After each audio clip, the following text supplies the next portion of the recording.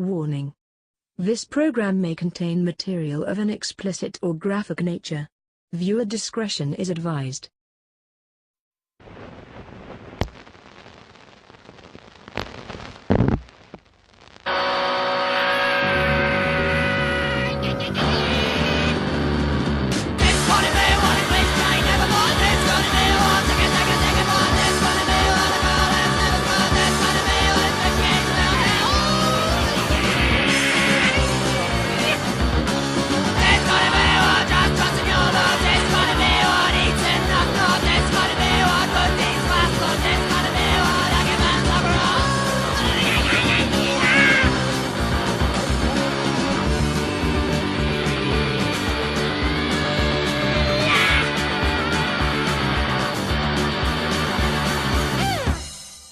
Broadcasting undead from the B ward, this is Mortem. I'm Dom.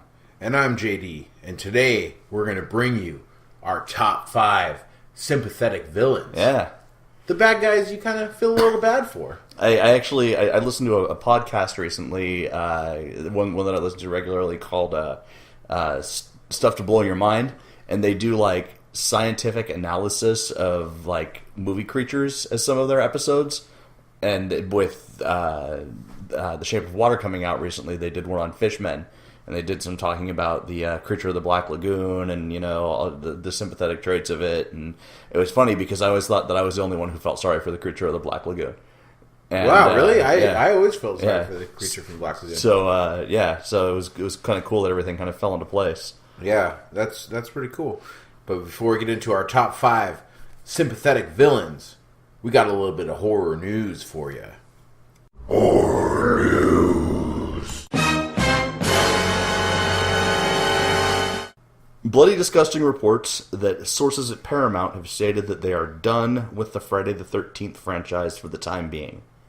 Legal difficulties over the rights of the franchise that delayed the planned reboot were part of the problem, but the final nail in the coffin was the poor box office performance of Rings. They were concerned that a continuation of the Ring franchise didn't do well, so a continuation of the Friday the 13th franchise would not do well either. That's ridiculous, because Friday the 13th has way more drawing power, and it hasn't been around for a long time, so horror people would turn out just to see it. Knowing that it might be bad, they would still try to search it out, you know? Yeah, it has way more credibility as a franchise. Yeah, it's more marketable, too, with all the fucking little plush dolls and shit like that. Yeah. There's more to be made off of that than Rings. Yeah. More than just box office draw. But the good news is that the franchise is out of Michael Bay's hands, as he owns the Platinum Dunes production company that made the last remake and would be making the new one. Fuck you, Michael Bay. You keep your bloody hands off my Duke Nukem. That's what they're working on next, though. I know. God damn it, make a Friday the 13th instead. The bad news is that until the Paramount versus Cunningham lawsuit is resolved, we probably won't be seeing much of Jason on the big screen. But, you know, on some level, maybe that's for the best. I'd rather have no remake at all than a shitty remake. I'd rather just have the next chapter of it rather than a remake. Absolutely. Why don't you just do a sequel? Yeah, for real. Fuck it. Just do a sequel. Yeah, the character can... He's already gone to fucking space. He can go anywhere. He can do anything. Viva la Jason in Mexico. That's next. He comes out with the sombrero and the hockey mask. I think the logical next step would be for Camp Crystal Lake to move to Canada. He has a hockey mask anyway. Yeah, for real. He could chop someone like in the side of the head with a machete, and then their head could flop around like a South Park Canadian. That's the next sequel. He goes to Canada, then he's forced to leave there. It gets too hot in Canada for him, so he has to head down south of the border to Mexico. Yeah. Let's just do Jason World Tour. There you go. Friday the 13th, Part 12. Jason takes Tijuana. Jason versus Donkey. Now, what if Jason stumbled into the titty twister? That'd be a good crossover. Yeah, that'd be a fun crossover. Yeah. So, we've reported back over many episodes about the future of sex robots. Sex Roberts? Sex Roberts, yes. Arlen Robotics building brighter futures. We've talked about it time and time again. My obsession with man's fight with technology over the right to be it off. And now I have a new update for you. A new chapter. Oh, yeah? sex robots that can cook, clean efficiently will be available by 2019. Sex robot made. So, like, you're fucking your Roomba. You fucking stole my punchline. Oh, damn it. I was going to say, I beat them. I had a whole article, and at the end I was going to say, I beat them to it because I duct taped my fleshlight to a Roomba. That's better. That's a better spin on that. Tech companies are producing realistic sex robots, are trying to reach the next level in creating sex robots that can cook and clean. What if the vagina could microwave Hot Pockets? What if you just fuck a Hot Pocket? You know what would suck? Well, I'll retort. That's a very good question. But you know what would suck? Is if the vagina that also microwaves Hot Pockets malfunctioned and microwaved your dick while you're fucking it. You ever leave a hot dog in the microwave for too long? It'll look like that. Cock Pockets. Fucking, it'll come out of the microwave looking like the Ultimate Warrior's arm. I think we have our rating system, folks. Cock Pockets. Cock Pockets. Man. You know, just get a fucking girlfriend. Jesus Christ. Yeah, but you know what? I have a wife. Everyone still beats off. Yeah. You say you don't beat off because you have a significant other. I feel sorry for you. Yeah. There's a difference. You're either a liar or you're Mormon. Sex is like a passionate love thing. Masturbation is like taking the third function. You pee, you shit, and then you beat off. Yeah. It's like taking a shit for guys. Yeah. So it's still necessary. And I want one of those Roombas with a fleshlight that makes Hot Pockets. Yeah. Put some hair on that. Put some curly little hairs on the top of that thing. So you duct tape your fleshlight to a Roomba, and then you duct tape a Ronald McDonald wig on top of that. That's all of our new patrons. They're gonna get some JD's original Cock Pockets. My prototypes. I'm gonna send them to you. Awesome. So, Boston Film Family LLC is producing a new film entitled Parts Unknown that mixes the horror genre with wrestling. It's a story of how the infamous Von Strasser family, a family of unstable professional wrestlers, seek to violently reclaim their notorious status despite being blackballed by forces within the industry. Director Richard Chandler promises this film will contain a cast of unusual characters, bizarre scenarios, easy for me to say, and stylized violence. Legendary Jake the Snake Roberts is attached to the film in an as-yet unstated capacity. I wonder if somebody's going to be it. That would be cool. Yeah, that's awesome. Yeah. I'm so behind this. Yeah, they released some concept art for it, and it looks like a 1970s like exploitation horror movie poster. You ever see Rowdy Roddy Piper in Pro Wrestlers vs. Zombies? With Shane Douglas, yeah. Completely fucking ridiculous. Terrible movie. I love it. terrible in all the right ways. I love it. I'll still watch it. It's good. So yeah, this looks like it's going to be good. This director has apparently released a couple other films, and they're basically over-the-top violent horror comedies. So, horror comedy and wrestling, it's a good combination for us. That's awesome. I will be I love it. Keeping an eye out for Parts Unknown. Parts Unknown is the name of it? Yeah. Why did I not get that in the first time we were talking about it? I think I was too busy writing down my note of Tijuana Jason Voorhees to put in the graphic of this here episode. Right. I'm multitasking, folks. I'm sorry. Sometimes I might pipe in and out, and you might have to repeat yourself. It's because I'm also one of the producers. Yeah. My associate producer, Biff, lying on the ground over there licking his balls. That's what associate producers do anyway in Hollywood. All right, so as you know, Stephen King was all over 2017. Yep. From A to Z, a lot of King. A lot of the King. 2007 King. 2007 King. Looks like 2018 might be the same. So Hulu's putting some serious backing behind their upcoming J.J. Abrams-produced Castle Rock series.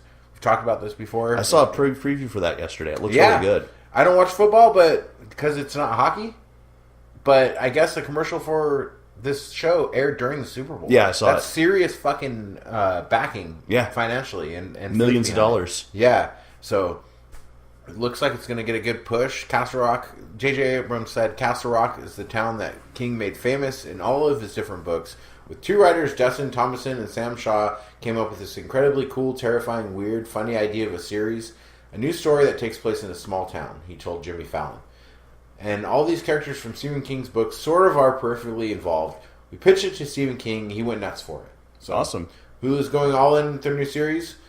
Castle Rock first appeared in King's 1979 novel The Dead Zone, reappeared in one of his latest, Dr. Sleep, and Revival, and it's taken from the fictional mountain fort of the same name in William Golding's Lord of the Flies. I never knew that. Huh, I didn't know that I don't either. remember that either, and I've read Lord of the Flies. Cujo, Dark Half, Needful Things, Creepshow, The Stand, Sleepwalkers, Gerald's Game, even it referenced the town at some point. Cast includes Bill Skarsgård, Andre Holland, Scott Glenn, Sissy Spacek, Terry O'Quinn, Melanie Linsky, and Jane Levy.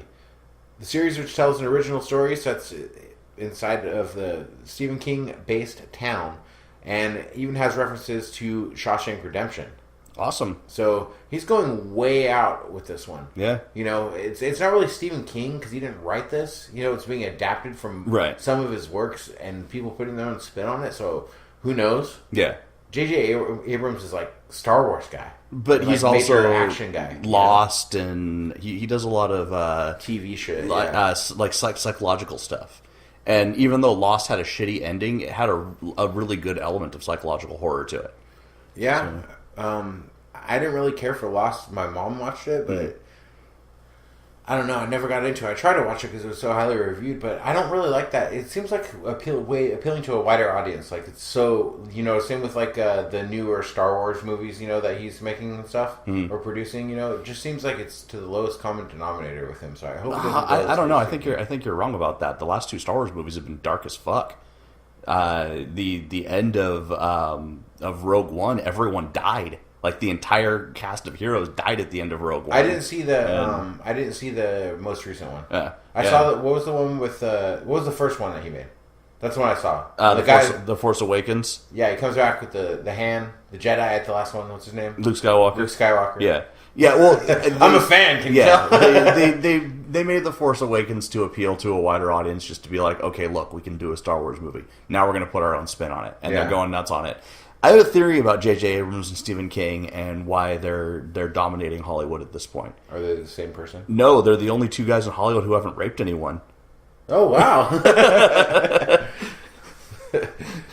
I don't know. Stephen King did have a big blackout drunk and coke face. That's true. It's true. Maybe he did some fucked up things. Imagine being raped by Stephen King.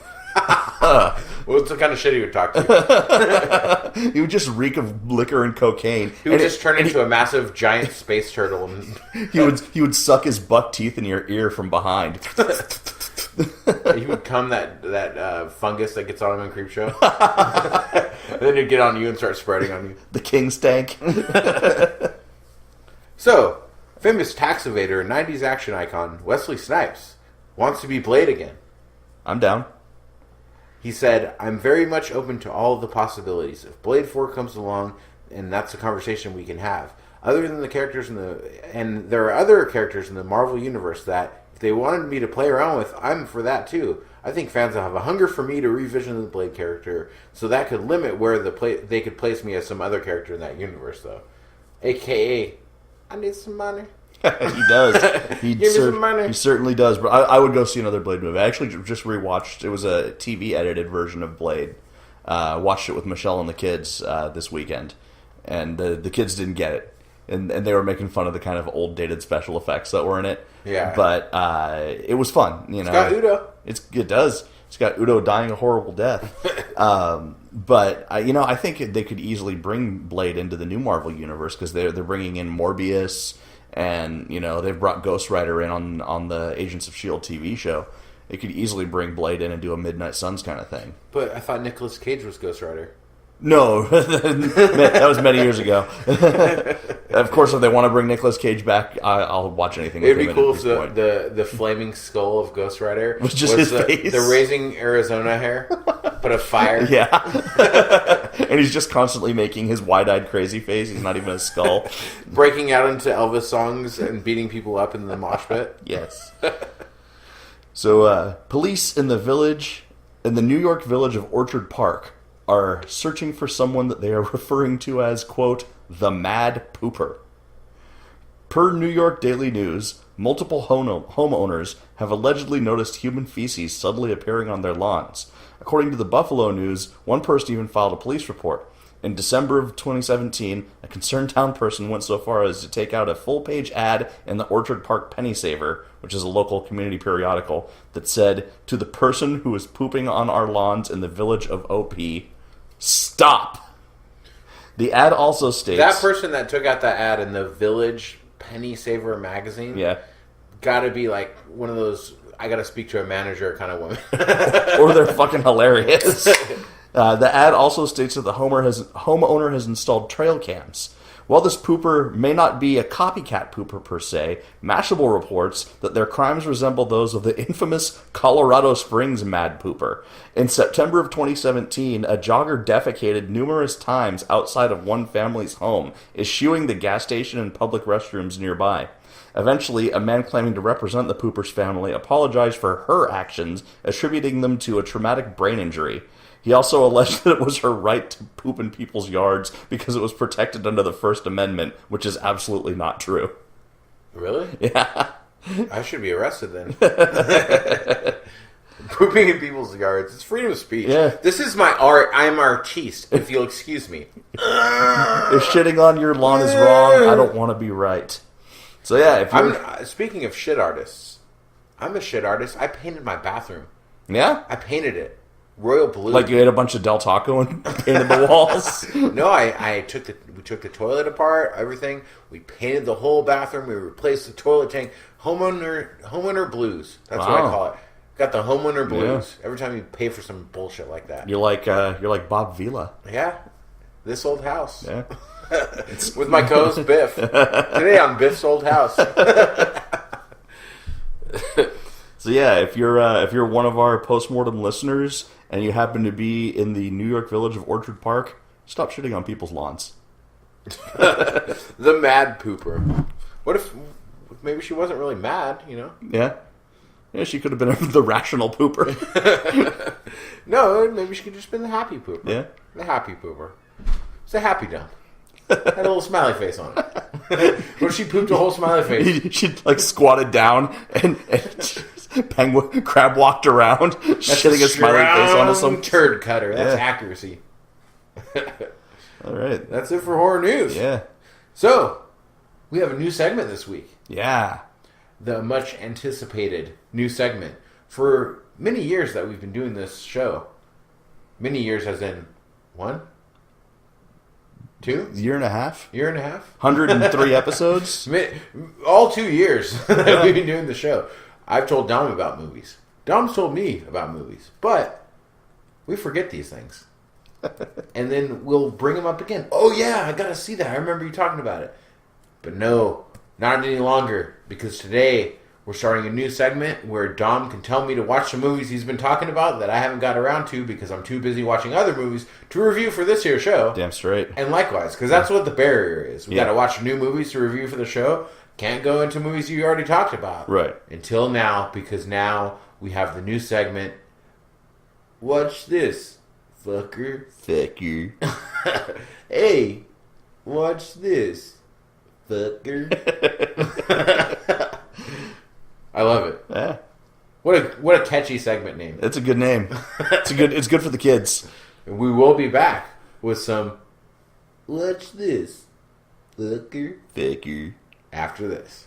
We would like to invite you guys to join the Postmortem Show Patreon. That's right. We've asked you for over 100 episodes now through our Amazon link and other things that we do to support our filthy, filthy habit. But now we're asking you to help us help you. And that means help us cram a bunch of weird shit into your brain. And indeed. And the thing about it is that you're always going to get the same Postmortem Show you've always got. From week to week, we've been producing a show every week. Of varying quality. Varying quality. Varying amounts of sobriety. Yeah.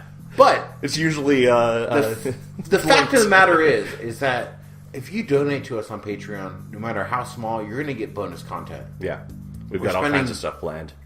We're spending hours and hours with this extra content, with our off-topic. There's a lot of research that goes into that. Yep.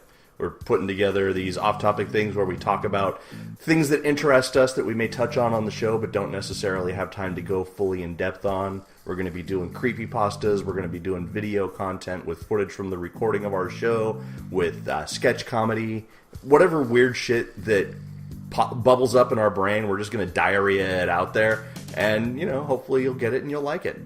Indeed. And the fact is, I don't know why I say indeed so much. Indeed. Right now.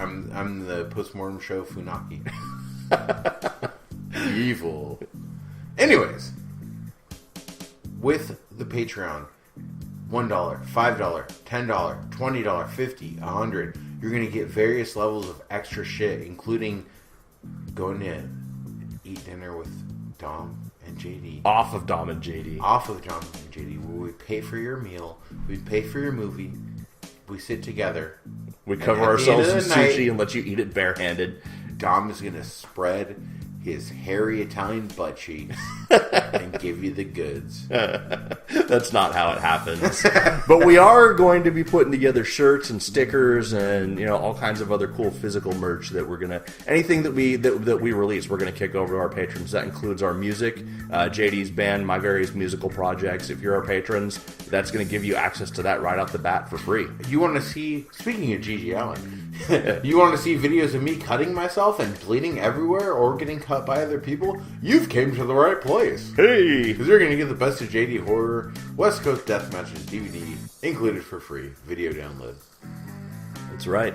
We're going to just throw it out there and see what sticks. It's like our fish, except we don't throw it back. We throw it to you, and you catch it, and you consume it. And if you like it, great. And if you don't, then fuck you. And you know what they say. You can give a man a fish, or you can teach that man to fish. Yeah. And I'm not sure how that applies to what we're doing here. Well, that's what Biff told me. Oh, okay. Listen to Biff. Anyways, patreon.com, postmortem show, horror movie podcast. Search us up. $1 if you're listening to this and you're a fan and you listen to every show.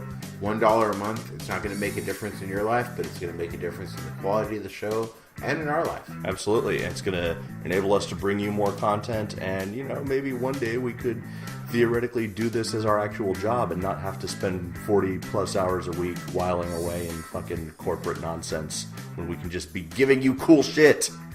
Thank you guys. Check out the Patreon.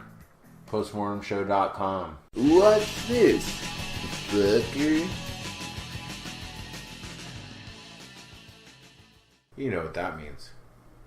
Our audience doesn't, though, because we've never done this before. Yeah, I guess we explained it before the break. But maybe we did the sound effect after the break. Maybe this is a podcast. This is not true. FM radio. Yeah. They're not tuning in. Maybe they have head trauma and they forget. Okay, to remind myself what this is in that context, watch this, fucker. We review these movies that we assign each other to watch. We have to watch them. That's what we watch, and we're going to talk about them. So I'm going to start off with a movie Dom talked about, maybe episode 1 or 2 for the first time. Yeah, really early on. And just made his top 5 kills in our 100th episode. Spectacular.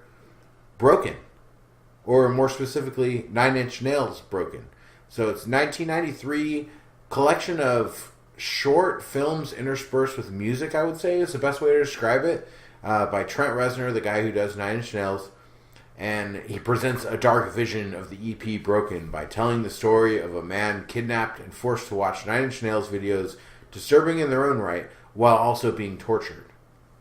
This is a collection of many different types of filmmaking, I would say. Yep. It's varied. Some of it I liked. Other parts of it I didn't care for that much, but there's a lot of skill behind it. It's only 20 minutes long, so it's not a full feature length. It's a short film that's composed of shorter films, I would say. Yeah. That's a good way to put it. It's like an anthology, kind of. Yeah. So you get weird stuff. You get people hanging themselves. You get leather and chains guy drowning from a pipe. Weird nightclubs. Castration. And then it gets to things like grainy pseudo snuff that can rival August Underground type shit, in my opinion. I think it laid the groundwork for it. Pretty fucking crazy shit, and it's got that same filming style and stuff. Yeah. It's exactly like August Underground, And I think that if Rob Zombie can do this, why can't Trent Reznor do full-length horror movies? He didn't actually, I don't think, directed those movies. Oh, he didn't? Yeah. He just, did he write it then? There's another guy who he did a lot of collaboration with early on that was like his video guy who would make like the projections that he would put on the wall behind the band while they were playing and stuff like that. And I can't remember his name offhand, but I think he directed most of those things. Oh, okay. Maybe I think that's why then. Like, because Trent made suggestions to him. of what he wants. Yeah. But that guy has some talent. Yeah. And it was promoted to where I saw it, it was kind of like it said Trent Reznor made it. You know? So maybe, I don't know. But I wish that there was less concert type footage and more of the other stuff because, I'm not a huge Nine Inch Nails fan. I know you really love him. Mm-hmm. I don't hate him or anything like that, but that's just not my style of music, Right. And I don't really like music videos that are music videos, like that have like the Nine Inch Nails music video where he's spinning around with all the weird shit. That's like a Hellraiser. Yeah. That's awesome. You know what I mean? Because it's not really like just footage of a band playing. They have like footage of the band playing on stage, like close-ups of them playing and stuff with like people there dancing and stuff like that too. Right. Which I think that everything else in this movie is so much better than that I don't think that was necessary to include. Mm-hmm. I would have preferred it if it didn't. But I guess that he had an agenda with this that essentially is like a music movie. Right. So they needed some of that. But, the wall's like that. And it doesn't really show the band playing. You know? It's like a story to the music. Yeah. I would have preferred if it was more like that. Well, I also less think... playing of the band. Because, like, the song Wish is the song that's where he's in the cage, That was the music video for Wish that they sent to Headbangers Ball on MTV and stuff like that. So I think that was like this... And also the single from Broken, because Broken was only like a 6-song EP. Oh, is that the one where it showed the band a lot? Yeah. Oh, okay. So that was like the one video that they sent to MTV to play, and then he made all these other fucked up videos with Bob Flanagan. Peter Christopherson was the name of the guy who did the direction, and he's also one of the main members of the band Coil, who did the original Hellraiser soundtrack that didn't get used in the movie because it was too disturbing. That's awesome. Yeah. Yeah. Yeah, that's a great soundtrack. I love the original soundtrack too, though. Yeah. So I can't say I wish it. I'm glad we got both. Yeah. Over time, it sucks for Coil if they're shouldn't get used and they get paid for it. But they're legendary in their own right, so. Yeah. But, yeah, Broken, I enjoyed it. I'm glad I saw it. Mm. I wish it was longer. I wish there was more of these stories. It is interspersed images to where you'll get, it kind of cuts away from different parts of the stories and back to it, and with music and stuff, so a little difficult to follow as opposed to I'd want to see these movies, like if there was like a director's cut of this that was just like the scene and then the next scene. Right. And then the next scene. Without any of the music video stuff, I think I would really like that. Like I would probably give that like a 9. Mm-hmm. You know what I mean? I would like it a lot because especially the August Underground type one, that was my favorite one. Yeah. That was. What did you think of the Happiness and Slavery video with Bob Flanagan getting pulled apart by the chair? Yeah, that was cool. Yeah, yeah, and the guy sitting there. What was he cutting up and eating? It was like a steak, but he had flies everywhere. Yeah, it was gross. Yeah. All of it is good. It's just to me, I wanted more of it. Yeah. I wanted more of the things I didn't get, and less of the things I got that I didn't want. As if that makes sense. You know what I mean? Yeah. But I really liked it, and I'm really glad I saw it, and I would recommend our listeners to check it out because there's some disturbing ass shit in there and some great practical effects. Yeah, fantastic, especially for 1993. Yeah, and I wish that I could see more of this. I wish I could see more of this guy. If it wasn't Trent Reznor, what was the guy's name? Peter Christopherson. Peter Christopherson. I wish I could see more movies made by him. I'm going to search him out if he's made any feature lengths or anything. When we do more of our post-mortem off-topic, we're going to be doing the Illuminati. That's going to be my next one that we do. But after that, I'm going to do the history of industrial music. And Peter Christopherson played a major role in the aesthetic of industrial music. Yeah. So we'll go more in depth on some of his visual art that he does. Yeah, and we don't want to hijack the show and only talk about the Patreon and only tease you guys of things that are going to be on the Patreon. But there's going to be cool shit on the Patreon. Yes, there already is cool shit on the Patreon, and we have the commercial that already played at this point in the show. Yeah. We do talk about it. We're not going to talk about it all the time. You're still going to get the same show, as always, so nothing's been taken away, but the Postmortem Off Topic is lit, fam. It is. It's lit. It's hella lit. Fam. I've never said that before. I feel kind of dirty. You seemed very awkward when you were saying it. It's like you just took a poop on the floor in front of me. Yeah, pretty much. But check it out. Postmortem Off Topic is going to be good. And Illuminati this week, it will go up on with Wednesday's show, it will be added to the Patreon, so you still have time to get it if you want to get it live. But back to Broken, IMDb gives it an 8.3, which is pretty fucking good. Yeah. It does not have a lot of reviews though, because it came out a long time ago. It wasn't mainstream. And, yeah, also it never got major distribution. The way Trent Reznor distributed it was through tape trades. He put his own money into making this thing, and then was like, I'm gonna just let people find it. So like when I first saw it when I was in high school, we used to I was telling you when I got here earlier that like we used to watch it just as the background video at parties, and it would be like this third generation copy, so it was really grainy and gross looking. Yeah, and that's how he did it. You know, you've never been able to go to the store and buy the Broken movie; you just had to find it. That's awesome. That's totally a punk rock way of doing it. Yeah. So kudos to you, Mr. Reznor, and I respect it. IMDb 8.3. I would say for me, an 8. I think 8.3 is a tad too high for me just because of the fact that there's some really good shit going on with this. I just wish I got more of what I liked and less of almost to me, the music was like filler to get to the stuff that was like, oh, wow, this is really good filmmaking. And if that... Whoops, I've already fucking forgot. Speaking of head trauma, Peter... Christopherson. Yeah. Peter Christopherson. If he used this to make those movies, you know what I mean, to try to get his exposure, good for him, because, man, he had the money behind him. He made some cool shit. Yeah. So He really did. So that's it for Broken for me. All right. Jump over to my first assignment, which was The Convent. 2000, kind of horror comedy, a little bit of fantasy in there. A group of college students break into an abandoned convent and become possessed by demonic spirits. Directed by Mike Mendez, who went on to bring us Big Ass Spider and Don't Kill It. Oh, really? Yeah. I never knew that. Yeah. So, some good shit. Yeah. This movie was silly, bloody fun. It's a throwback to a time where not just any jack-off with a camera could make a movie and shit it out onto fucking Amazon Prime. So despite the fact that it was clearly an early effort by an inexperienced director, it still showed a lot of talent and commitment to the craft. You know, it wasn't a fucking Oscar-worthy movie by any extent. And but then some of the effects questionable with today's. I loved what they did, though, with the neon, with the blacklight. When the people got possessed. Much different than anything you've ever seen. Yeah, it was very unique. Yeah, and cheap to make, I would imagine, too, with that. And iconic characters. There's some iconic characters and memorable scenes in this movie. Yeah, very much so.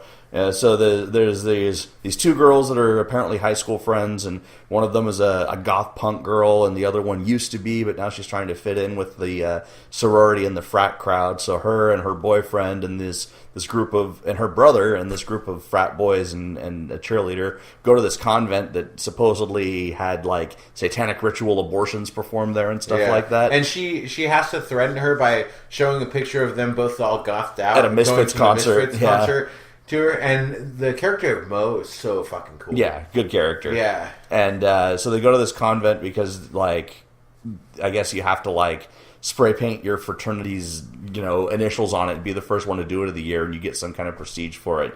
So they go there, and the cops, played by Coolio and Bill Moseley, Coolio and Bill Moseley as cops, roust them and steal their weed, and then they go back because the goth chick stays behind. And there's Satanists there, and the Satanists are fucking goofy as hell. It's awesome characters. Great You have characters. the gay backup, like little Satanist, the minion. Named Dickie Boy. Dickie Boy. Yeah. He was on my top 5 gays. Yeah. Yeah. And then the lead Satanist who actually works at Dairy Queen. Yeah. Which is funny because... You served me and my cousin a blizzard last week. So this resonated with me for a very particular reason. When I lived in San Francisco, I went to some goth clubs with a goth club with a friend, and it was actually like the first actual city goth club that I had ever been to. Coming from a place that didn't have a real goth scene. If the goths wanted to hang out when I was in high school, we'd do it at someone's house. So I go to this club, and we're all dressed up, and it's me and my friend Melinda and my friend Tor, and Tor was had integrated himself into the goth scene there already because he grew up in the area, and so he's kind of telling us the ins and outs and who's who and all that, and we're sitting at this table, and there's a fucking throne in the corner of this club, and I'm like, what's with the throne? And they're like, I don't remember the guy's name, but he had some fucking like stupid like Lord something or other. Hieronymus. Name. Yeah, look, we're gonna call him Lord Hieronymus for the sake of fucking whatever. And they're like, oh yeah, that's Lord Hieronymus's throne. You don't mess with that. No. It can't be Lord Hieronymus. That's mayhem. We gotta go somewhere more related to the show. Okay. So you gotta have a Biff related goth king name. Count Biffulus. Count Biffulus. Okay, so they're on like, his throne of boners. Yeah. So they're like, oh, that's Count Biffulus's chair. And I'm like, who the fuck is Count Biffulus? They're like, oh, he fucking runs the goth scene. And so about 2 hours into this club being in their full swing, this fucking dude comes in, and he looks like the Satanist dude from this movie. Looks just like him. Yeah. And he fucking sashays across the floor, and he has entrance music. Like, the DJ knows when he's coming, and, like, his song hits, and they're like, oh, that's Count Biffulis' song. And this fucking tool, who's got all these little goth girls following him, fucking walk in behind him, and he goes and he fucking sits in his chair all fucking lily-wristed, drinking his red wine from a goblet and shit. And I'm fucking dumbstruck by this guy, not by his awesomeness, but by his sheer fucking ridiculousness. Yeah. And my friend Melinda also is, and we're both just fucking staring at him. Like, who the hell is this guy? He's not like a club promoter. He's not, he's just this guy who's like goth royalty. And we can tell that he sees us staring at him because his eyes keep darting over to us, but he won't look at us. And finally, after maybe 10 minutes of us staring at him, he looks at us and goes, what? Just like that, my friend Melinda and I both just screw up our faces and stick out our tongues at him. We're just like, eh. And he goes all wide-eyed, and he calls the bouncer over and, like, whispers something to him, and the bouncer comes and throws us out and fucking bans us from the club. Really? So we were never able to go back to that club. And, like, 2 months later, I go to McDonald's in Daly City, and the dude is the manager of the McDonald's in Daly City. So, yeah, the goth king. I have spoken. Would you like fries with that? That's the way the guy in the convent. Yeah. So back to the convent. Yeah. That's an awesome story, but back to the convent. That's the way the guy talks. Yeah. He talks like Paul Bear. Yeah, and he's like, I am the son of evil. My father's the Antichrist. Yeah. Yeah, and he's got, these like two, big titty bimbos in goth dresses following him around, and they're trying to summon the Antichrist, and then fucking all hell breaks loose. And they have to sacrifice a virgin. Yeah, and so Dickie Boy is a virgin. Is a virgin, much like what's her name, Christina? Yeah, something like that. Little brother. The other character, not Mo. Mo's the goth girl, but the wannabe cheerleader, former goth. Her brother is also a virgin, so the gay guy tries to hook up with them. So they won't get sacrificed. When the shit hits the fan. Yeah. And there were some highlights in this movie for me. Obviously, Officer Coolio was a fucking highlight. Officer Coolio. Because he's wide-eyed and crazy the whole time. Yeah, amazing. The goth guys, it's so fucking awesome. Yeah. Mo was great. And also, Death by Maglite, where they beat the demon to death with the Maglite. Oh, yeah. And it gets shoved through her head. Yeah. And then she's running around with like a Maglite with the light bulb coming out of her mouth. Like a jack-o'-lantern. Yeah. Yeah. Really, really creative shit. But a little bit questionable with some of the blacklight stuff. I mean, it's cool because it's unique. It's very unique, yeah. But you wouldn't see this and be like, that's the greatest thing I've ever seen. No, this is definitely a straight-to-video movie. It's a good way to spend... I've watched The Combat probably 10 times. I was not bored. I go to it once every couple of years to entertain me for a little bit. Yeah. Usually when I'm like, laying down for the night, watching a movie while I'm in my bed about to fall asleep, I'll throw that on. Yeah. I have the VHS tape of The Combat that I've had since I was in middle school probably or something, or probably high school. I guess this was a little later than that. But I would have absolutely loved this movie had I seen it when it came out. Yeah. It totally flew under my radar, and I'm surprised because I was love a it goth more kid. If I saw it now. Yeah, I was a goth kid. I love horror. All these. It's like a perfect storm. I think that you like it more. I think if you saw it then, you probably wouldn't like it as much because you'd be like, they're making fun of. You would think about it. I had a sense of humor about it. Yeah. So but still, I love good, silly Satanists. Yeah. Like the movie Weirdsville is another movie that has good. They're like yuppie Satanists. Well, when it's a movie from your golden years that you've avoided or you haven't seen for whatever reason, either not avoided or not heard of, and then you see it, it's always way better than it has any right to be. Ginger Snaps was the one I avoided. I didn't see Ginger Really? Snaps until like 4 years ago. Wow. Because I thought it was going to be stupid. And I was like, why did I avoid this movie? I have one of those type of movies on this here segment that I'm going to talk about after you finish talking about the Convent. But I want to hear what else you got. Yeah, that's all I have on the Convent, and I'm going to give this a solid 8 out of 10 cock pockets. 8 out of 10 cock pockets. Oh, I never said that about mine.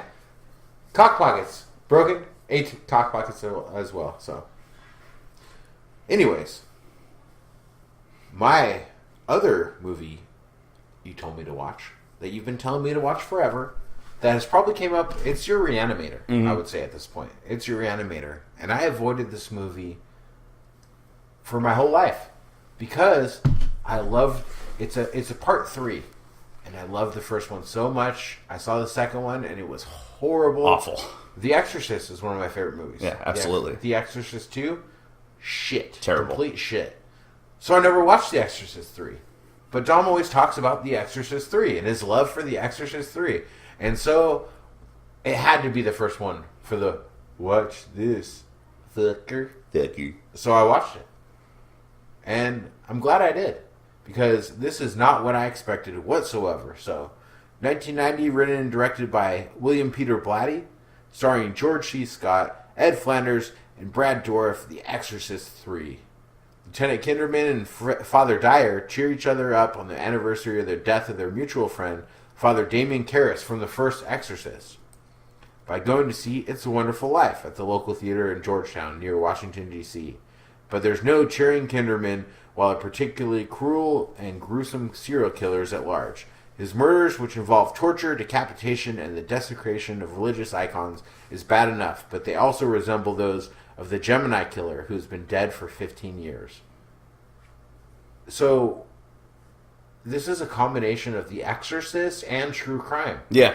It's fucking awesome. Yeah. You know, it's exorcism, and it does have spiritual elements, which I guess weren't supposed to be there. They made him throw it in. Mm-hmm. That's what he said. The whole exorcism was not supposed to be... William Peter Blatty wrote The Exorcist, but Friedkin directed it, of course. You know, It's awesome. You can tell William Peter Blatty is nowhere near the director of William Friedkin. Right. But the writing is still there. The dialogue in this movie is so fucking good. And after your praise, episode after episode, even though I avoided this like the plague, I didn't have a choice. I had to watch it. From the beginning introduction of all the characters, I knew I was going to like it. It's almost like a cop movie spun on its head, and they don't make movies like this anymore. No, they don't. You know, with the characters, it's almost like a buddy cop movie, transition into like a true crime, transition into a horror with the throwback elements to the first movie. And also, these are minor characters from the first movie that have been developed into these significant roles, played by far superior actors. Yeah. Kinderman was actually the main character of the Exorcist book. He was the one investigating the murder of the first priest, or not the first priest, the filmmaker guy that went in, that was Regan McNeil's mother's friend that went in and died. And Kinderman was investigating that and uncovering the story of the Exorcist. They turned him into a bit part for the first movie because he's like, you know, was such an important character in the book, but they just didn't want to focus on him. They wanted to focus on the drama of the mother and daughter. Yeah. And so, and William Peter Blatty was never happy about that. Yeah. So when he did The Exorcist 3, he was like, no, I'm bringing Kinderman out to where I think he should be. Yeah. Because Kinderman's like his in character, you know? Definitely. And when I was 15 minutes in and the leads got together, I was totally into the movie. Before any horror element was introduced, it was good characters and writing with early 90s, late 80s feel, which that's got to be my sweet spot. Like 85 to 94, that's my sweet spot of movies. Those are my favorite horror movies, you know? I love that era. And the fish bathtub story was awesome. Now I know why you've praised Kinderman and why he was on your top 5 horror cops. George C. Scott delivers in his role. The story about the kid rowing the oars, where it was just a close-up of his face, is so good. Yeah. Also, I just got chills thinking about it. Yeah. Oh, it's so good. Yeah. Also, when he tells about the sign of the Gemini and cuts his tough guy promo and then breaks down crying and then goes tough again. And it's all just him talking. No one says anything to him. It's just a monologue by him to where he's like this fucking badass yelling at everyone. And then he breaks down into tears and cries and weeps. And then he starts yelling again, and it's all this different range of emotions in like a 2.5 minute segment of the movie. It was fucking awesome. George C. Scott nails it. And he always has he's just like just the look on his face and the way he carries himself and stuff, it's almost like he's like one of the original movie star kind of guys. You know, in this role. Like Cary Grant kind of guy. Yeah, or like a Gregory Peck or something. Yeah. You know, some kind of like a... Some gravitas. Yeah, larger than like Marlon Brando or something like that. He's like that in this role, which I really appreciated because I love like 70s like Academy Awards movies and stuff like that, you know? So the writing is so good. Like they have there's so many layers to the writing in this movie between the religious stuff he had to research, between the cop, between the Gemini killer being obviously like the Zodiac killer, right? And the true crime elements, even to like having succinylcholine and stuff like that, which is like, I remember watching an episode of Forensic Files or multiple where succinylcholine is this thing that they basically kill people with like a poison to try to not get detected, right? You know? And they had that as an element of the movie. You know, they were talking about it, and it's just deep research. Killing people without spilling any blood. Like And it doesn't really show a lot of violence in this movie. It's the dialogue that makes it work. It's a slow burn, but you get really close to and understand the main characters. Besides the common names of the characters with different actors, it's hard to connect this movie to the original besides the last 20 minutes. Yeah. It's its own different thing with a tacked-on exorcist kind of thing at the end, which I actually like, though. Because he loses. I like the tacked on ending. Yeah, it's good. Yeah. William Peter Blatty did not like it. He wanted to re-release it, but that kind of brought it all together and made me like it even more. Yeah, and such a great monologue too. Yeah, and it's also my favorite Brad Dourif role of all time. Fuck Chucky. This is the best Brad Dourif role ever. Yeah, for sure. So fucking good. And the way they jump back and forth between him, and they brought back the original actor that played Father Karras. Yeah, because awesome. the whole thing is it's Father Karras' body and the Gemini killer's soul. Yeah, they keep showing it's Brad Dourif's guy. Yeah, you know, it's his body, but then it turns into Father Karras and back and forth to Kinderman. Yeah, you know, while he's in that cell, the demon fucking with him. Yeah, and there's so much intensity when he's talking about Father Karras having to watch him rip and mutilate the innocent, and this whole again and again. It's iconic. I love it, and I'm going to be rewatching this multiple times, and I can't believe I spent the first 33 years of my life without seeing The Exorcist 3. Grannies are on the ceiling, so watch out. Fuck yeah. Grannies are on the ceiling, Fabio angels, fucking...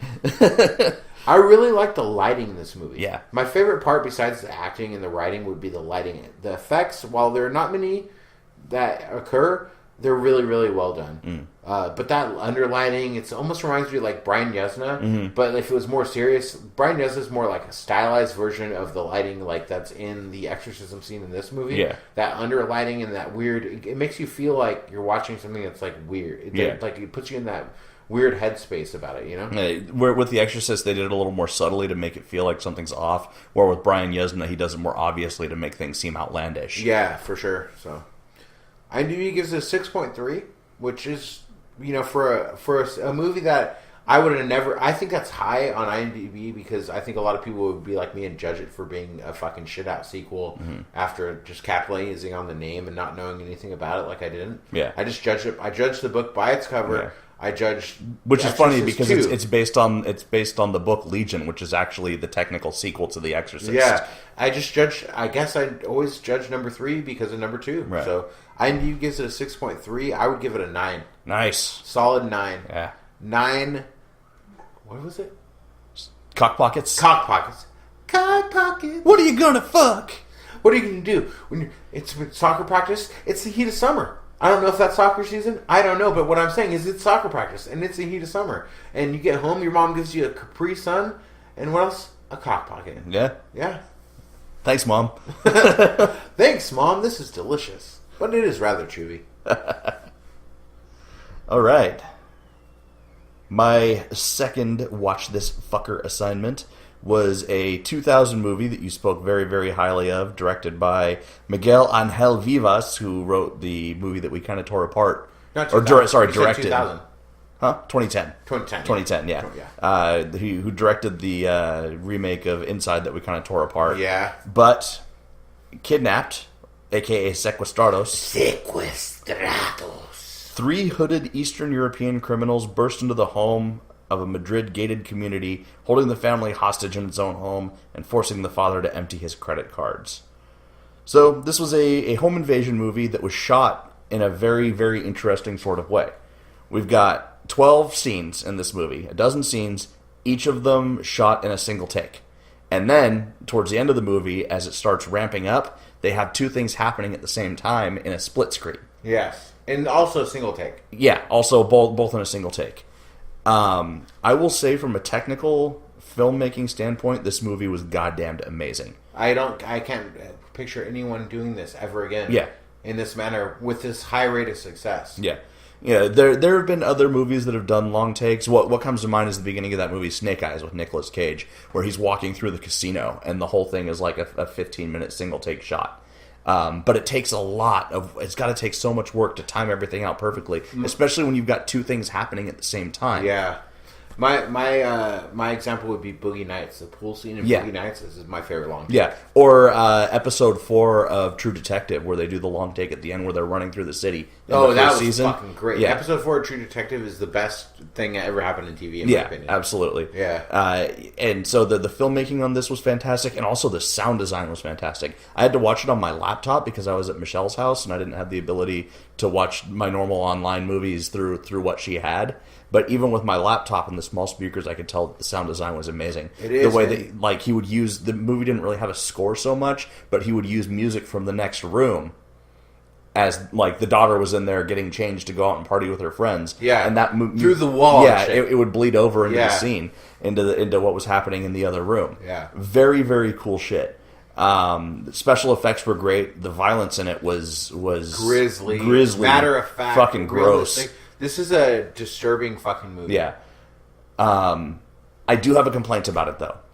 Is I think that it went a little bit too nihilistic towards the end. A movie like this, like, I get that he was going for the reality of it, and this is like the reality of what happens.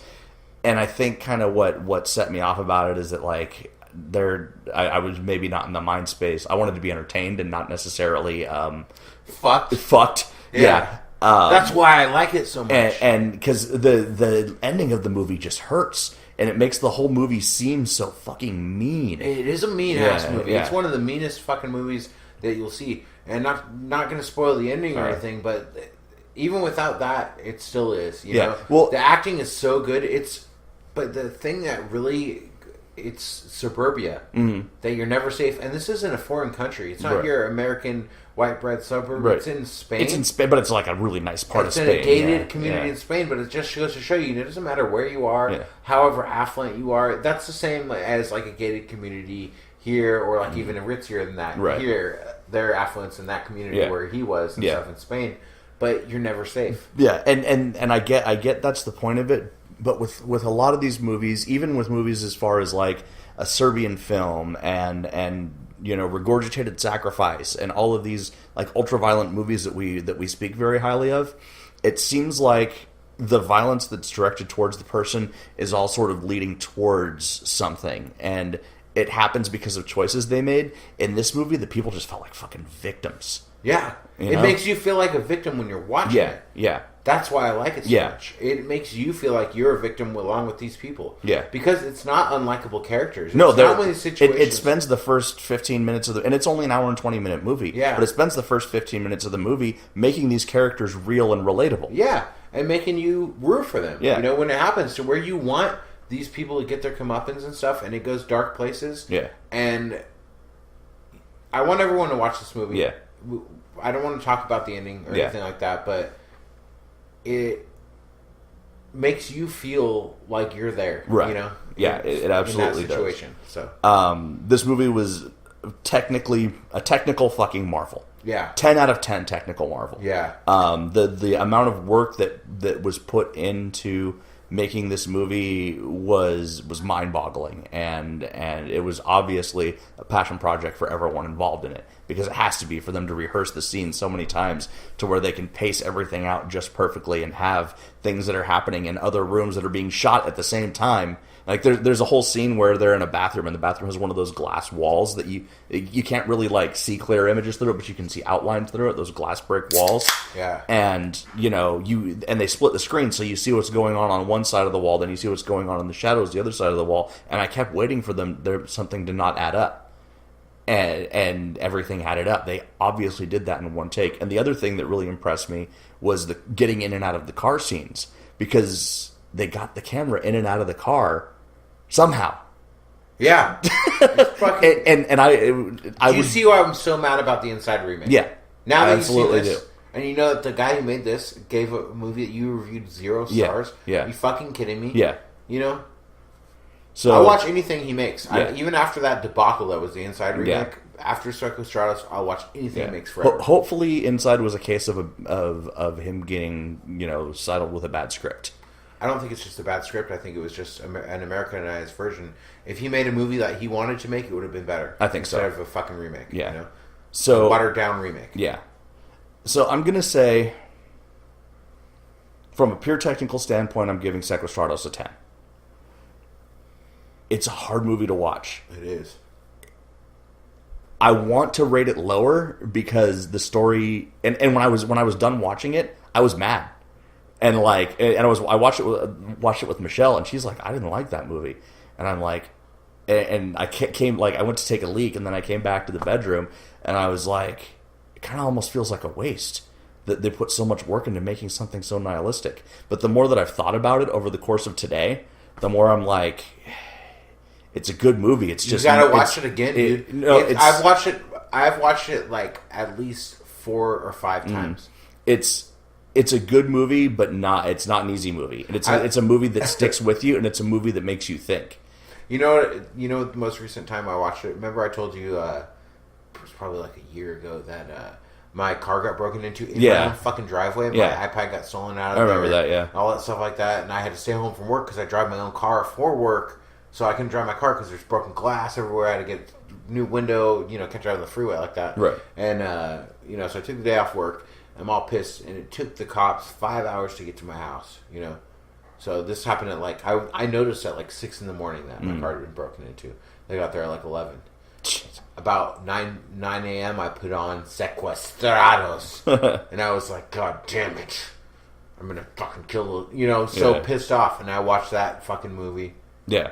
Instantly, guess what? I felt a little bit better about my day. That's good. So yeah, watch this movie. I guess if you're angry and you need to work some shit out, watch it anyway. But watch it. Don't watch it if you're a night away from going to see a doctor about getting back on antidepressants. Because that's what I did. I saw that movie, and then today I went to my 2 weeks ago scheduled doctor's appointment to get back on antidepressants. And so maybe I'll need to watch it again once I've been taking those for a few weeks.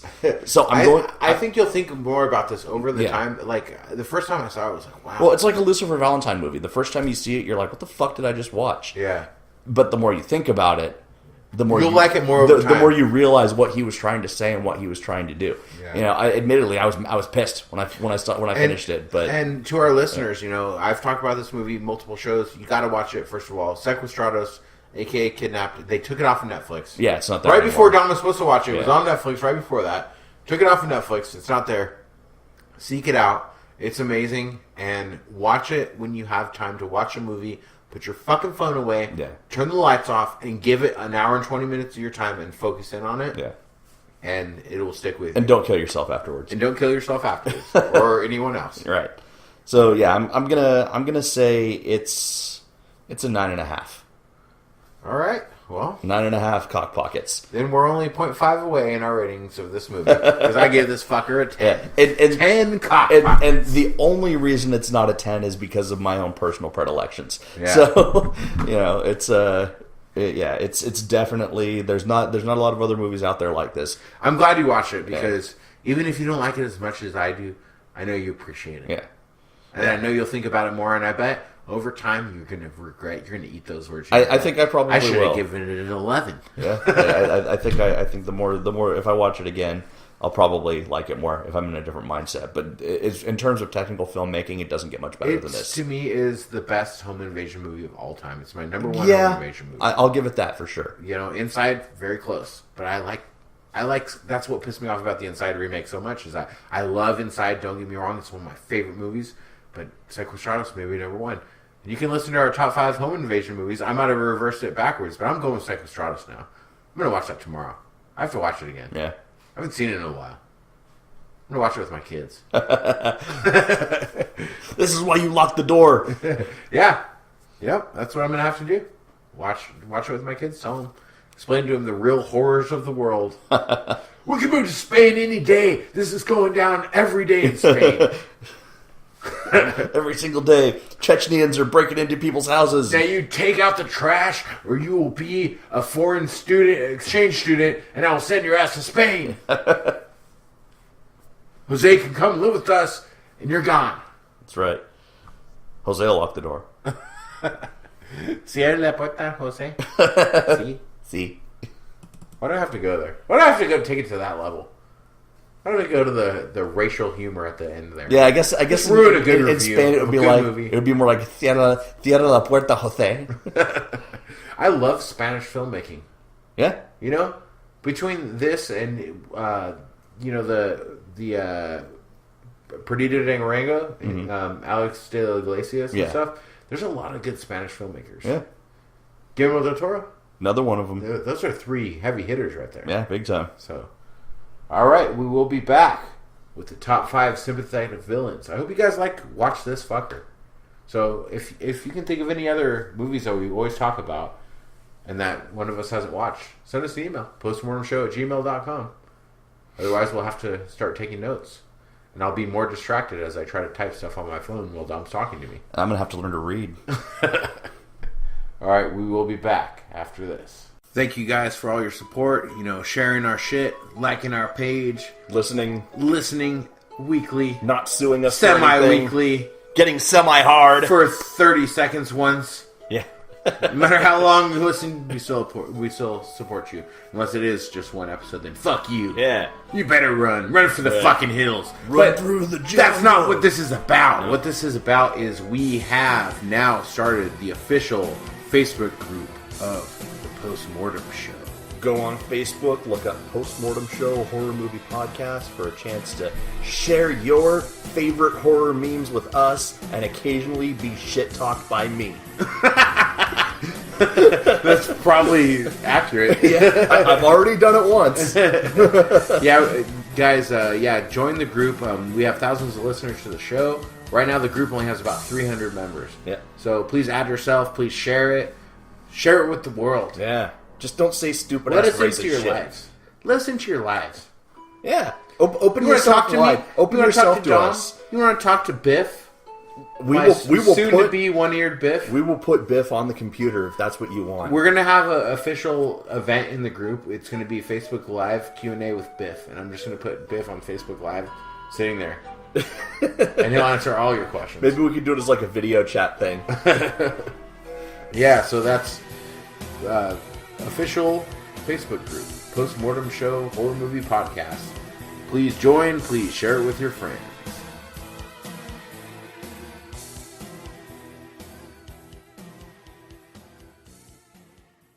And we're back with the top 5 sympathetic villains in horror movies. Yeah. Like we said, there's a lot of them. Why don't you start us off this week? All right. So my number 5, it's the ghosts and poltergeists. Yeah. Very sympathetic. I feel bad for them. Desecrate my grave. Yeah, once you realize what's going on, that some fucking greedy-ass motherfucker didn't even have the decency to dig you up and move you to a different graveyard. They just knocked down your headstones and built some houses on top of you. I'd be fucking pissed, too. Today, on Biff's Old House, we're going to show you how to turn a graveyard into a fantastic suburban development. With our special guest, Craig T. Nelson. Coach. Yeah. Yeah, that's a good one. I didn't go with any villains that are supernatural, per se. I mean, I guess technically my number 5, which I'll get into now, you might consider a ghost as well, but more fleshy ghost. So, Candyman was the son of a slave who got rich after making a system for mass-producing shoes during the Civil War.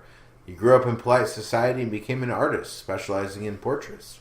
After falling in love with and fathering a child with a white woman in 1890... The nerve! The Candyman was set upon by a lynch mob hired by his lover's father. They cut off his painting hand and replaced it with a hook.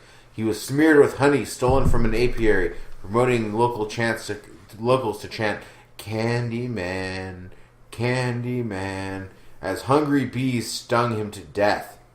His corpse was burned in a pyre, and his ashes were scattered across the area where Cabrini Green now stands. And that shit actually happened to people back then. Yeah, Candyman is very sympathetic. Yeah, very now killing all these random people for it, coming when people say his name in the mirror, doesn't really connect. Right. You know? Well, killing an angry ghost, he's pissed. And I'll just tell you, I love Candyman to death. I love that movie. I think it was my number 1 horror movie theme song. Yeah, I think so, time. Yeah. I love that classic, piano kind of horror scores. And I love Hellraiser scores and everything like that. But Candyman, when we eventually do our top 5 worst endings to good movies, that would be my number 1. Yeah. She comes back in the mirror. Pretty bad ending, yeah. That's the worst fucking thing. You didn't need that. No. Didn't need that part. Yeah. Could have been so much better without it. And the sequels are fucking stupid too. Yeah. So, but I love the Candyman. It terrified me as a kid. It was one of the Candyman, Nightmare on Elm Street 1. Those are kind of movies that really scared me when I was little. Right. All right. My number 4, Gary and Steve from The Cabin in the Woods. Those are on my honorable mentions. Yeah, the office workers. They're just dudes doing their job, and literally their job is to save the world. Yeah, they are actually officially. Yeah, they have to kill people in weird ways, but they're trying to save the world. They gotta appease the elder gods. Yeah, you do, or they're gonna come up and fucking kill everyone. And they do some questionable things, like taking bets on the pool and things like that. But as the one other girl in the office said to the military guy who was there, they're doing that to blow off steam because what they're doing is so morally hard for them. Yeah. They're just dudes with jobs. Yeah, and they get fucked. They got families. Yeah, they do. They got families to feed, and they don't want their families to be crushed by the giant rock hands of ancient elder beings. That's a pretty good, which is reasonable. Yeah, it is very reasonable. I don't want that to happen to my family. Very sympathetic villains. Even the Trump supporters in my family, I don't want that to happen to them. Crushed by giant black rock hands. Yeah, fitting way to go. Fitting Mexican rock hands. Beaten to death with a giant stone jalapeno. And I joke about them being racist, and I'm saying about Jose with the fucking in Spain exchange student. The hell? What's wrong with me? I don't know, man. Society. Yeah, society did this to me. It's society did it. Yeah. My number 4 is probably my most sympathetic. Besides my number, I think my number 4 might be my most sympathetic, but not my favorite. But that's Jaws. Yeah. You don't come in the fucking ocean where the shark lives. It lives there. That's it. The shark's house. That's his home. You're in the fucking shark's house. Yeah. You're in some reverse home invasion. You've went in the shark's home. Did I just blow your mind? Oh. It's Sequestrados Aquatic Edition. Sharkwestrados. Sharkwestrados. I love it. Sharkwestrados. Yeah. Yeah, that's why I don't go in the middle of the ocean. That's going to be our drive-in doubles feature. We're going to do Pixar Sharkwestrados and Lego, a Serbian film. Done. All right, we're at number 3. My number 3 is Carrie White from the movie Carrie. On my honorable mention. She's got the religious fanatic mother and the absent father getting picked on at school. Poor girl doesn't stand a chance, and that's all before she becomes telekinetic. By the time they dump the fucking pig blood on her and she's had enough, she goes over the fucking edge and kills everyone.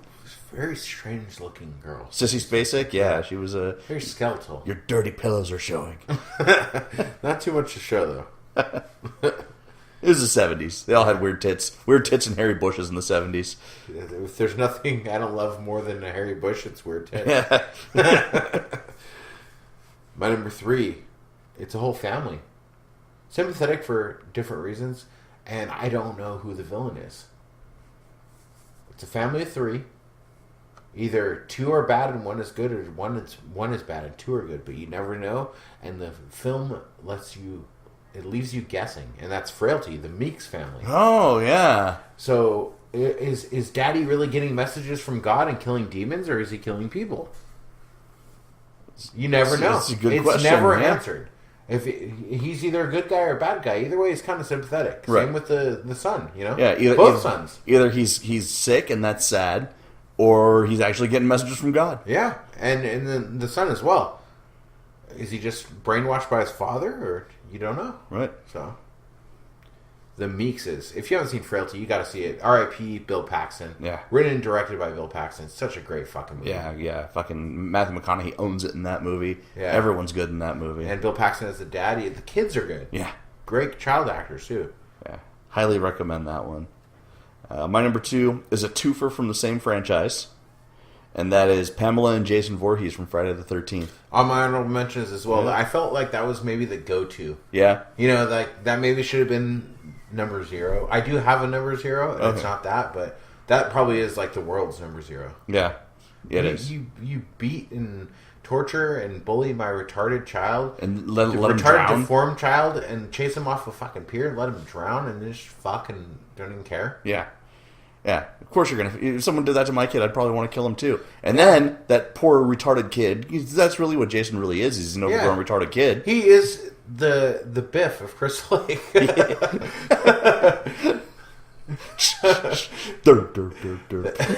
Somehow, some way, in this episode's graphic, there will be Biff wearing a hockey mask. And a sombrero, apparently. And fixing a house. Yeah. Yeah, you know, it's a sad story, but it resulted in a lot of people dying. Definitely. And then you got to feel bad for him too once his mom dies. Yeah, he got watched fucked it over, happen. killed. He watches his mom die after he's already been killed from being bullied. Yeah. And you don't want him to fucking kill people? Yeah. You don't want to put them in sleeping bags and bash them against trees? Freeze their faces and smash them. You don't want him to go to space? That's a logical progression. Absolutely. I'm retarded. Yeah. You chase me off a pier. Yeah. I die. My mom comes back, kills your friends. You kill my mom.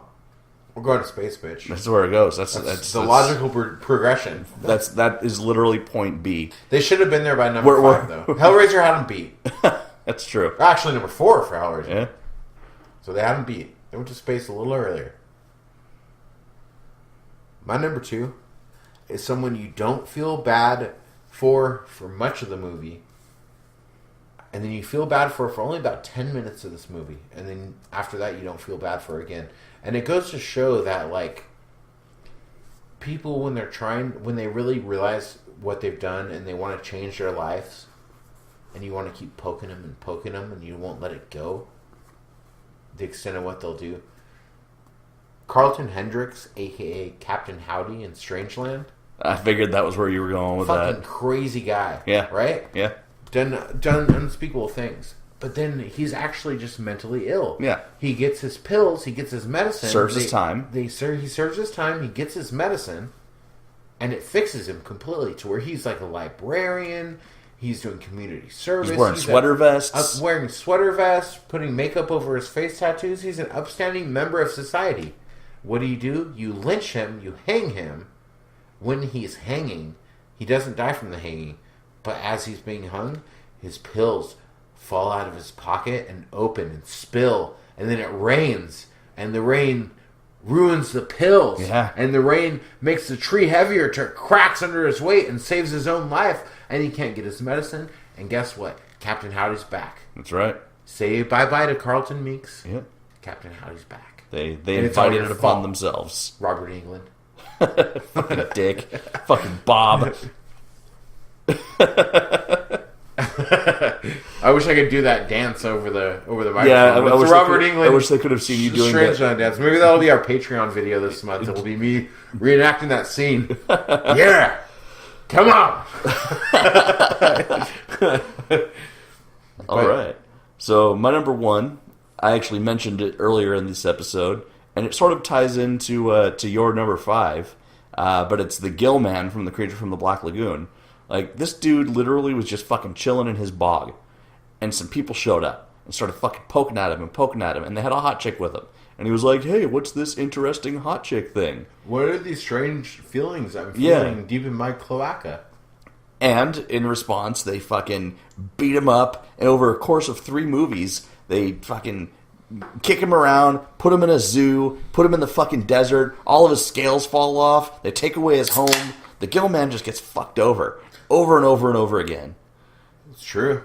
And I feel bad for him. And this podcast that I was listening to, where they brought this up, they were talking about how the Gill Man was almost like a racist caricature because he had the dark skin and the big lips, and like, you know, he if you look at the creature from the Black Lagoon next to like Blackface, they have a lot of similar features. Oh yeah, the actual blackface characters and like the little puppets they used to make and shit. That's very true. Yeah, I never thought about that. And the whole thing is like, fuck you, Hollywood. About, you know, white people going in and fucking up Africans and, you know, beating them up for having the gall to check out white women and things like that. Yeah, that's fucked up. But that's a really good story to be told, though. So if they made it with that intent, that's awesome. Yeah. So.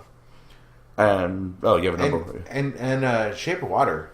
Really fucking good. And that's, you know, The Shape of Water was really a good way to sort of almost remake Creature from the Black Lagoon, because it wasn't a remake. It was just a very good story with similar elements brought into a modern age. Yeah. And I have a rebuttal to that, okay, but I can't get there till my number 0. Okay. I got a number 1 first, and I'll I have a 0 also, and I wouldn't be surprised if it's your 1 or your 0. It probably is the 0. So my number 1 is a tie between the aforementioned, the woman from Inside. The original Inside. Yeah. You don't know it. She's fucking terrifying. But the reveal at the end, and the reveal and the opening credits of the remake. Yeah, where they give it all away. They just fucking ruin everything. It makes you feel like, wow, maybe she had a right. Mm-hmm. Maybe she was in the right in this whole situation, you know? Yeah. And even if she wasn't, even if she's batshit crazy, what drove her to it? You can imagine why, you know? Yeah. And that her name is, she's credited in the movie Inside, the original, as the woman. Mm-hmm. My tie for number 1 with her is another character credited as only the woman from the movie The Woman. That's where I thought you were. Osprey. Yeah. And what a great character, you know? Yeah. And she's a fucking cannibal hillbilly living in the woods. She's disturbed by people. They kill her family and stuff. And they fucking rip her nipples off. Yeah. In the basement. A lot of shit happens to where I feel bad for her. And it's interesting. Brutal, but she's like an animal. Yeah. In the first movie, she's obviously the bad guy. Yeah. But then they turn that on its head in the second movie. Yeah. Definitely. So, number 0. My 0 is Frankenstein's monster. My 0 is Frankenstein's monster as well. It is the most sympathetic horror movie villain of all time. Absolutely. Not even the flower scene. Yeah, absolutely. Not even really technically a villain. Just once again, a poor, unfortunate retard. Well, Jaws too. Like, yeah. You could say the same thing about Jaws. You could say the same thing about the woman, because she's an animal essentially. You know, no civilization or whatever. Yeah. Survival mode. They're existing. A shark is existing in the water where it lives, and you're going into said water. Yeah. Like, okay, so if you guys have listened back to my story when I was attacked, the bear, fighting a bear, fight a bear. Only one of us can survive. I'm still here. You want to hear that story? You just look back to episode entitled "JD's Bear Attack," and you'll hear it in the very beginning of that episode of how to fight and claw for my fucking life. Just to defend your family. To defend my family. Who wasn't even grateful for it. But, well, my wife was, but the kids had no idea they were sleeping. They never even knew the sacrifices I had to do. But it's the same thing. You can't feel bad for the people. I wouldn't, like, if that bear would have killed me, I'm in the fucking woods where the bear lives. Yeah. I'm in the bear's house, right? Just like if you go in the ocean, that's where Jaws lives. Yeah. So, just like if you go in the lake where the creature from the Black Lagoon lives, you know. That's where he lives. It's a natural. If you go into Crystal Lake, you're in Jason's woods. Yeah, pretty much, yeah. So, yeah, you got to stay on your own territory, and if we go to Mars and you get killed by an alien, well, Mars bitches. Yeah. You got to assume that risk. It's part of it. Sign this dotted line and we're going to send you to space, and you deserve to die. All right. You got any honorable mentions? I do. Why don't you kick us off, though, because I've got Samara from The Ring. You know, she Yeah, probably a little wasn't. bit. She wasn't. Probably may not have been born evil. You know, she maybe just had a crazy mom who thought she was born evil and put her through those fucking paces, and it invited something dark into her life. And really, all she wanted was a mom. Yeah, she drowned. Yeah, she drowned in a fucking well. Yeah, that sucks. That's terrible. Angela from Sleepaway Camp. On my honorable mentions as well. She's, transgender. Watched Forced her to tuck at us early age. watched her father die. Not society not understanding that her dad was gay. All this shit. You know, she had a bad time. And my last one is Asami in Audition. Yeah. She gets fucked over real bad before she goes off the deep end. Before she goes crazy, but... Yeah. I mean, with that smile, you can't be sympathetic to her. That shit's fucking creepy. She can't help it. I'm going to talk about... So, you talked about a lot of the ones I had either on your list or in your honorable mentions, so I'm not going to talk about those, but... Talk about a couple of ones from newer movies we talked about. Bag Boy, Lover Boy. Which might be on your watch this fucker. Yeah, I haven't watched that one yet. It might be on your list for watch this fucker because good fucking weird movie. Weird fucking movie. Very sympathetic character. The Transfiguration. You seen that yet? I have not yet. It might still be on Netflix, but what a great, interesting take on like the vampire genre and super, super sympathetic character. Ed Gein has always been very sympathetic to me. I feel bad for Ed Gein. Yeah. He's got, he did some shitty things, but he had a really fucking weird life leading up to it. Yeah. Ellie from Let the Right One In. Yeah. Yeah, pretty sympathetic. To go back to the classics, The Phantom of the Opera. Yeah, Phantom got fucked over, yeah. Yeah. And my last one, The Fly. Yeah. Yeah, he was a lab accident. Bad shit happened to him. But maybe he got a little bit too, narcissistic about the whole thing. You know? You might have thought it was great, and it's hard to feel bad for somebody who, thinks they're better than you. Right. He was playing God. Yeah. And, but it's still very sympathetic, so. Bioengineering gone wrong. And that's it for my honorable mentions. And that's it for our top 5 sympathetic horror movie villains. Cock pockets. All right.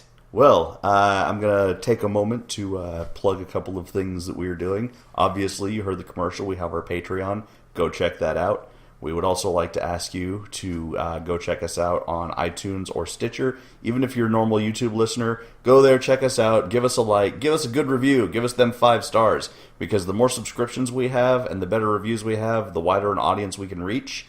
And even if you go back and continue to listen to it on YouTube after that, doesn't matter. Give us the numbers. Doesn't matter. Give us the numbers. YouTube doesn't do anything for us.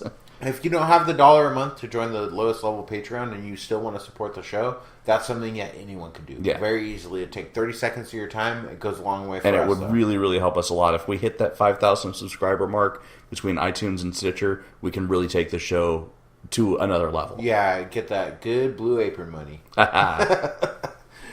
So, patreon.com/postmortem. Patreon.com/postmortem show. Yeah. Well said. I'm Mr. Ed. All right. And I guess that'll wrap it up. And as H.P. Lovecraft once said, as he taped his fleshlight to his Roomba, put a Ronald McDonald wig on that motherfucker, and fuck the shit out of it. If it smells like fish, throw the fucker back. When you want a hot meal without a big deal, what are you gonna pick? Hot Pocket. When a hungry bunch shows up for lunch, what are you gonna pick? Hot Pocket. Hot Pockets, filled with delicious pepperoni pizza, chicken and cheddar, or ham and cheese in a crispy pocket. When it's late at night and you want a tasty bite, what are you gonna pick? Hot Pocket. The hot meal in a pocket. What are you gonna pick? Hot Pocket. Try Lean Pockets, too.